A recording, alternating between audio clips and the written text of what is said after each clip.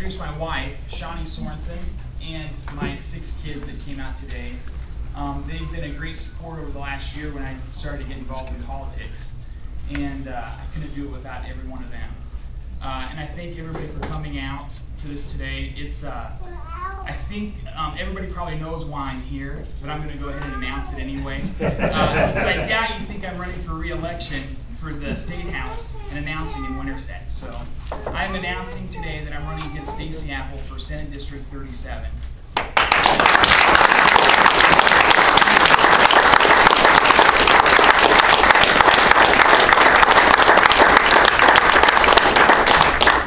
There's a whole host of reasons why I'm running, and I don't really know where to start.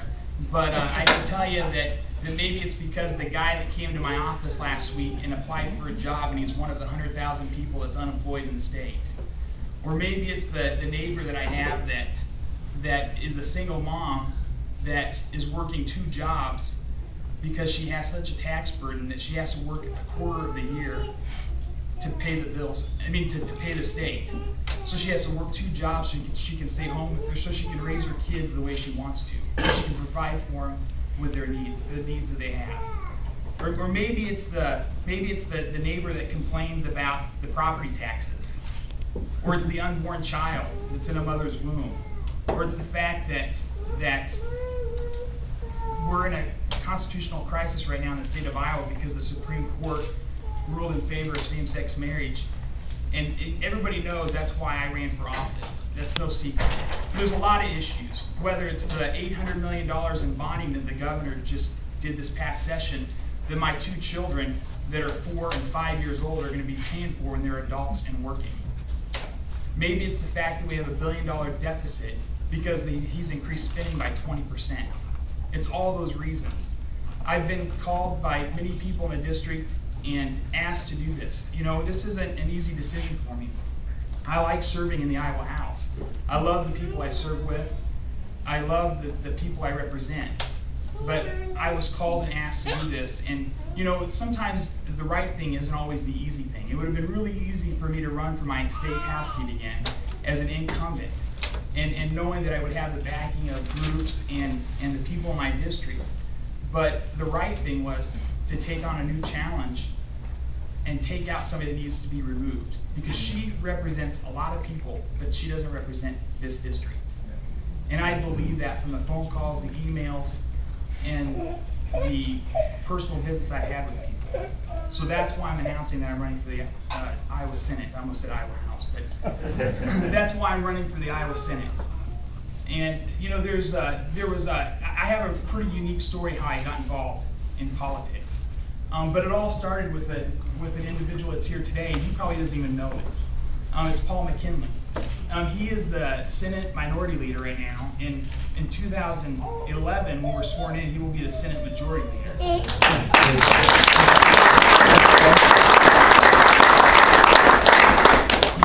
He really inspired me one day. I was sitting in the gallery of the Senate, and I was watching him debate a particular individual on the Healthy Kids Act.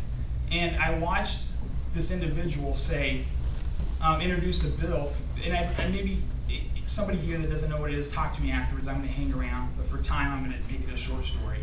I watched her introduce a bill that was going to require students to spend 30 minutes a day on nutrition. I watched Paul McKinley stand up and say, what about parents? Where's the parents writing this? He wanted an amendment that was going to give parents an option to opt out. He made that argument, and I heard that person say there's no room for parents in this bill. Kids are obese, parents aren't doing their jobs, and we have to do it for them.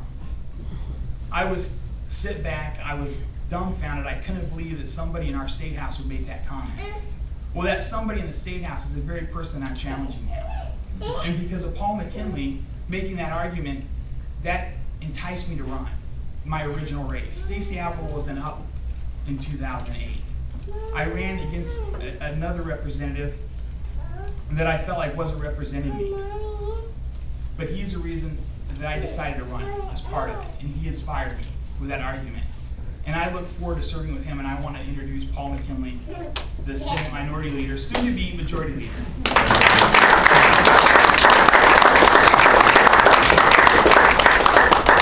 thank you very much, and I must tell you it is a pleasure to be here with friendly faces. After a session with 32 Democrats and 18 Republicans, I can't tell you how pleasant it is to be here with what appears to be very, very reasonable people. And we're very excited about Kent running for this office. It'll be nice to have somebody there who has met a budget, prepared a budget, and knows what it means. It'll be nice to know that we have somebody sitting in a former Apple seat that understands what a family is. It'll be nice to have somebody there that understands personal responsibility. So we're very, very pleased to have Kent Sorenson running for this office. 3 years ago, Stacey Apple and the Democrats took over control of the legislature. In those 3 years, we have seen the unemployment rate balloon to a higher rate than it's been in decades, 6.8%, which is historically extremely high for Iowa. We have seen spending explode by 21%. We have seen it explode to the point where we are facing nearly $1 billion budget deficit next year. And that is a deficit that we've never seen before. As a matter of fact, Iowa did not even have $1 billion economy, or I'm sorry, $1 billion budget for its first 130 years. And then we've seen scandal. You've seen the recent scandal with the movie industry, and it's simply because while Democrats like to start programs and fund programs, they absolutely want to have nothing to do with accountability or oversight. And that's why we're in the mess that we're in government today. And that's why we need someone like Kent Sorenson, who has signed the front of a paycheck, who knows what it means to put people to work, and knows how we have to do it. Stacey Apple is a nice enough person, but she believes there isn't anything or any problem government can't solve given enough money and enough time. She believes that parents are fine, but not necessarily necessary as long as you have a nanny state government willing to pick up and take that role over, and they are pushing hard for that to be what's done. So it's absolutely critical that we get Kent Sorenson elected. We feel in the Senate, we believe rather, feelings are for Democrats when it comes to those kinds of issues.